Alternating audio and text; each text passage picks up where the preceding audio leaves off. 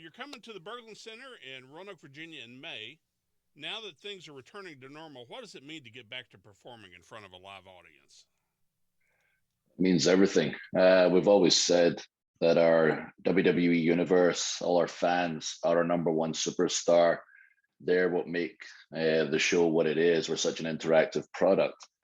And that was proven to be 100% true when we lost all the fans at the height of the pandemic and we were bringing our shows live from the WWE Performance Center, which was basically a warehouse with zero fans in attendance. We eventually moved on to the Thunderdome, which brought our lights, lasers, pyro back and our fans there virtually so we could at least hear them over the speakers. But it wasn't the same. And once the fans came back in the building, my goodness, what a difference to the show, what a difference to the energy. And not that I ever took any show for granted in the past, but I assure you I've not taken one for granted since the live fans are back in the building. And I feel like the fans feel exactly the same because every show now, from before the show starts till after it finishes, they're absolutely electric. And I know it'll be the case in Roanoke as well. This event is billed as the Sunday Stunner. The WWE certainly creates a big experience. What should fans expect from the event? I mean, the event itself is going to be an event you'll never forget. If you know, you know. I don't have to sell you on it. If you don't, there's nothing like WWE Live. We've got something for everybody. We're a PG product. We can give you something if you're the youngest child in the crowd to the young at heart and 80 years old. There's always something for everyone around. And, we're not just for guys. 40% of our audience is females.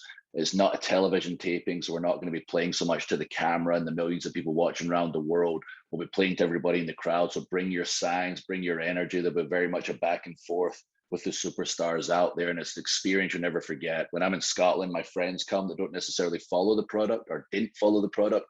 They tell me afterwards that, wow, there's nothing like WWE Live. I'm totally sold. My wife is totally sold. We're going to start watching the show going forward.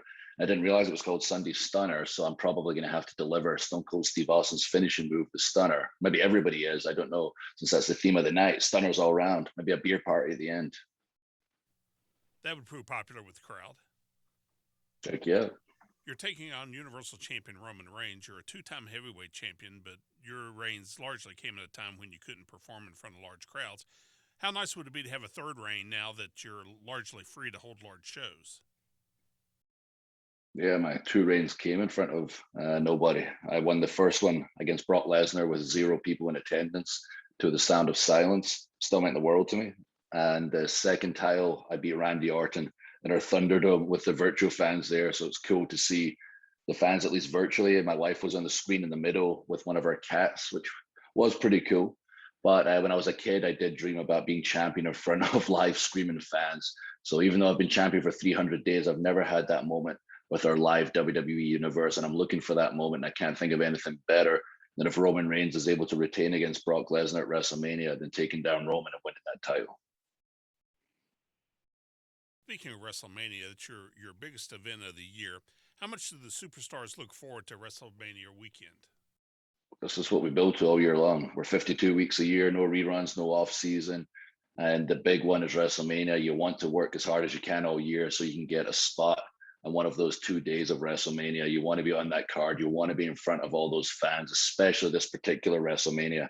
As I mentioned already, we didn't have our fans, especially 2 years ago at WrestleMania when I won the title. Zero people in attendance. Last year's WrestleMania, Raymond James Stadium, limited capacity. It was incredible. The energy was there, but it was a limited capacity. This year, it's a proper WrestleMania. Fans are traveling from all across the world. It's in Texas, over 100,000 people potentially going to be there each night. The energy is going to be absolutely electric, and our superstars are beyond excited. And I cannot believe it's just over 2 weeks away until we get 2 nights of WrestleMania on the second and the third. Becky Lynch and Charlotte Flair will be appearing on the event.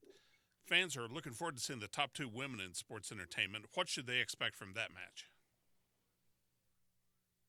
We can expect them to go out there and try and steal the show. That's awesome just to see how far the women's evolution and revolution has come over the past few years. I still remember when I first started with WWE, oh my goodness, 14 years ago. And now the women were relegated to 2 minutes on the show, didn't really get to show what they were physically capable of.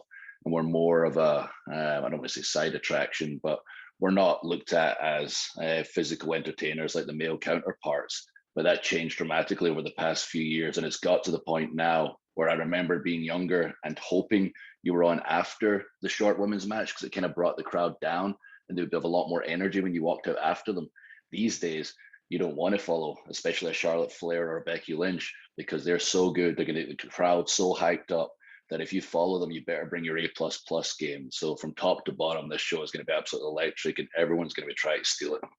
It was a tough week last week. Originally, we were going to be speaking today with Big E, but sadly, he broke his neck last week on SmackDown.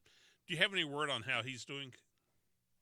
Yeah, considering the situation, it is a best case scenario. The injuries happen in our job, unfortunately, and everyone's highly trained to make it look pretty easy when you're watching the show on the screen. But we're all just a wrong move away from being hurt. Thankfully, as bad as it sounds, it is the best case. I've had a similar experience in my past with a similar injury. I had the chance to see E at the hospital talk about it. He's such a positive person, so full of positive energy. We talked about my previous experience with a similar energy. He's built up those karma points by being one of the nicest men on planet Earth. And when he comes back, it's going to be such a huge, huge moment. And I'm very excited for his return. He's going to return at top of the card. Do you have anything you want to tell the fans who are considering coming out to the Berglund Center? Yeah, get yourself along. This is going to be a night you don't want to miss. We're coming off of WrestleMania. So the fallout of WrestleMania will be continuing right into Roanoke. Make sure you check out WrestleMania. You know what's going on. Again, if you know, you know. I don't have to tell you what to expect. If you don't, watch that WrestleMania. You're going to be captivated by the spectacle of it all. And you're going to say, oh my goodness, it's coming to my hometown as well. Get yourself along. All it takes is one time. I'm guaranteeing you, one time, one WWE experience, you're going to find something that hooks you and you're going to be hooked for life.